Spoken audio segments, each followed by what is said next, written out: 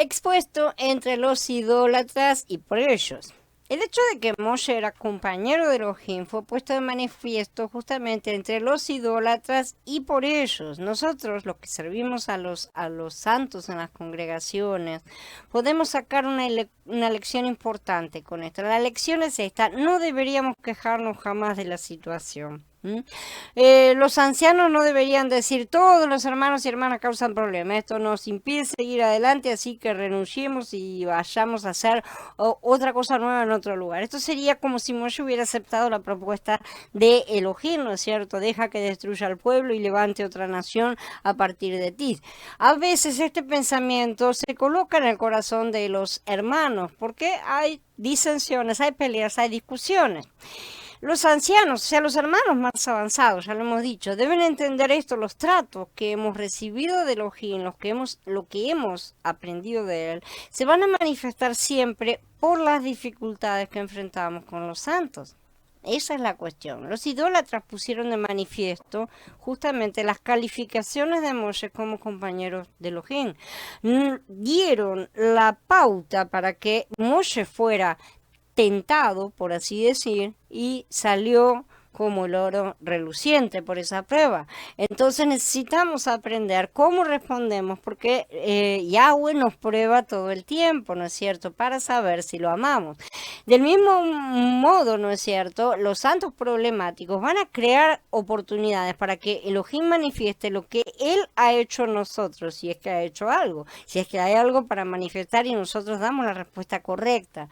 Si los ancianos se involucran únicamente, los ancianos o las personas, cualquier creyente, ¿no es cierto?, se involucran únicamente con hermanos y hermanas positivos desde su punto de vista, la verdadera naturaleza de los ancianos no será puesta de manifiesto. O sea, el hecho de que solamente le van bien las cosas buenas, esa es una cosa, que no son capaces de aceptar a los demás y que solamente pretenden que todo se acomode a sí mismo. No es así. La vida es una vida, como ya hemos dicho, papas contra papas, ¿sí? Y tampoco van a poder ser expuestos en la relación con Yahweh. De esa manera no pasamos por las pruebas. No necesitamos autoprotegernos y guardarnos de esas cosas, sino ver cómo respondería Mashiach a todas esas cosas y en todas esas situaciones, y comenzar a aprender a aplicarlo. El becerro de oro, ya dijimos, fue un golpe muy duro para Moshe. Entonces, ¿qué debía hacer él al respecto? También tenemos la reacción de Yahweh por un lado, pero también la de Moshe. Esto fue determinado por la clase de persona que él era, que había llegado a ser a las manos de Elohim. La situación maligna que predominaba entre los hijos de Israel le proporcionó justamente a Moshe la oportunidad de manifestar su calidad de compañero de Elohim. Lo hizo a través de varios pasos.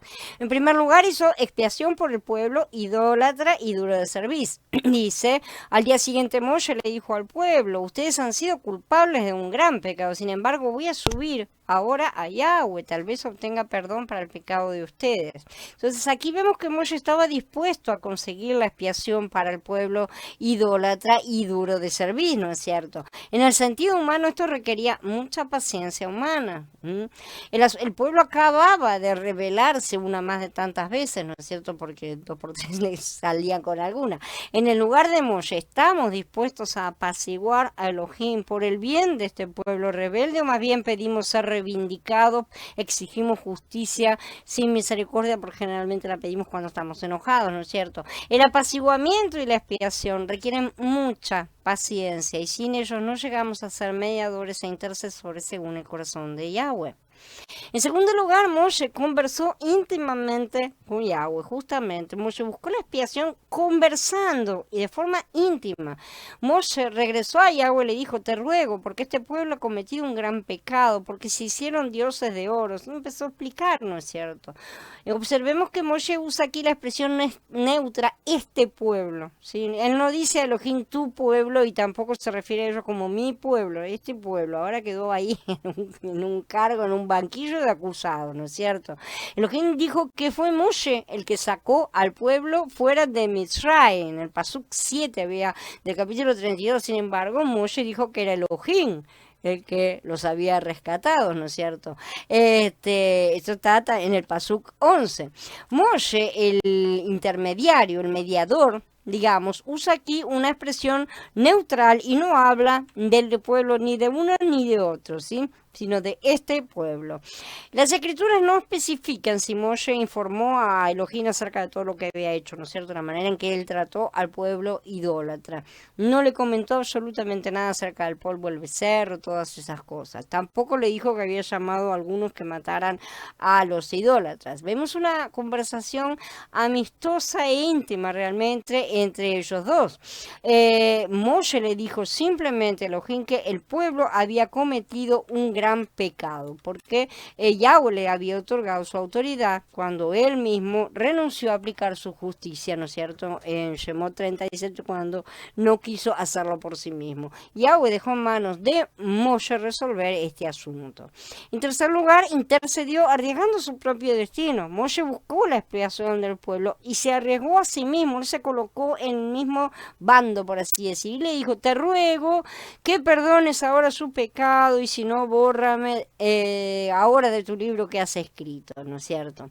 En lugar de Moshe, nosotros probablemente habíamos dicho algo por el estilo: ahora, si tú no perdonas su pecado, no pasa nada, sea hecha tu voluntad, está todo bien, nosotros aceptamos absolutamente todo. Sin embargo, como Moshe sí conocía esta voluntad del Padre, sabía que no era esa su voluntad.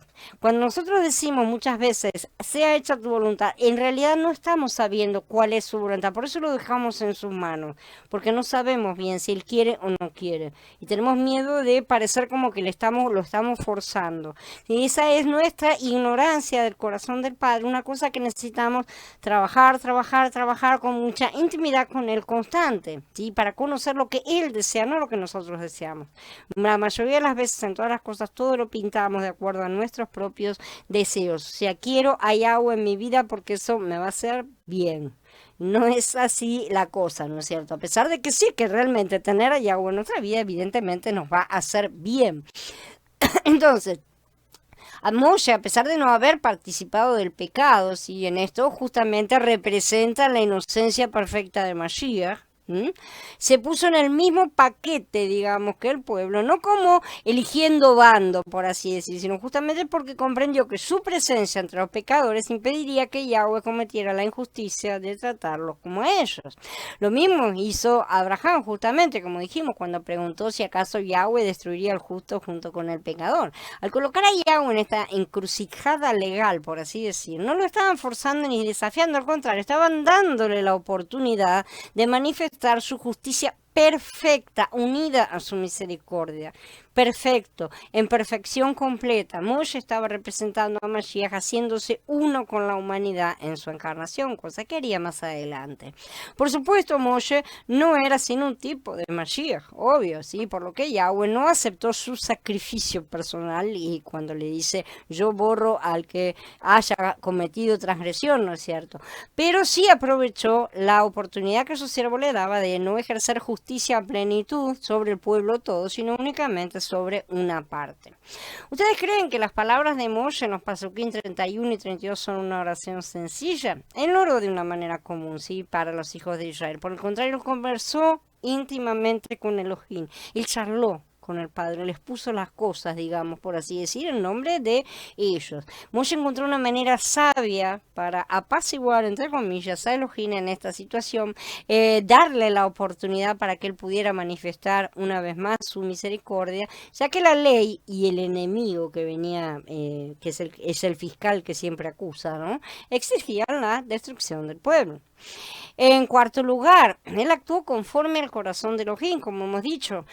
Moshe procuró la expiación por el pueblo, conforme al corazón de Yahweh, no a su propio corazón. En el Pasuk 33, Elohim aparentemente no hizo caso de lo que decía Moshe. Exteriormente parecía que Elohim resistía a la súplica de Moshe, pero interiormente ya lo había concedido de antemano, porque Moshe hizo exactamente lo que Yahweh deseaba que hiciera, justamente. Entonces estaba todo satisfecho, ¿sí? Él estaba contento de tener ese tipo de compañero.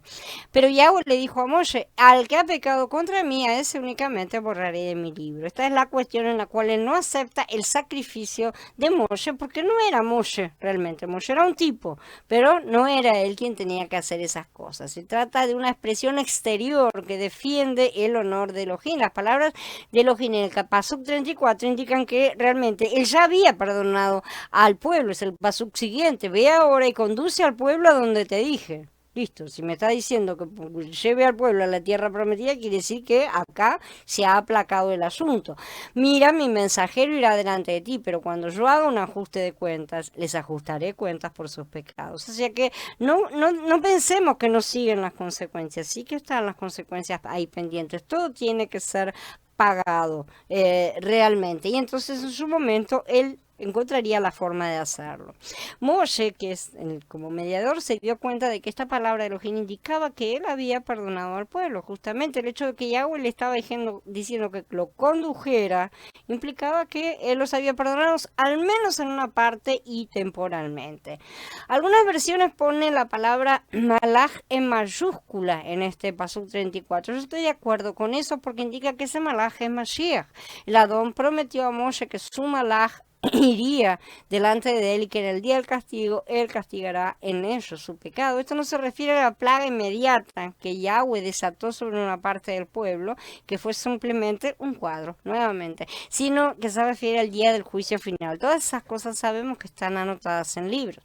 Por una parte el pueblo estaba perdonado, pero por otra parte el problema subsiste, el problema permanece. Yo puedo perdonarte, pero la cosa sigue, la cosa que fue quebrada, sigue rota. ¿Sí? Entonces él dijo que trataría con su pueblo en su momento. A veces pasa lo mismo en la relación de un padre con sus hijos, ¿no es cierto? Los hijos a veces cometen errores, el padre los perdona y los libera, no obstante, él quizás lo discipline de alguna manera más tarde, porque la disciplina siempre es necesaria.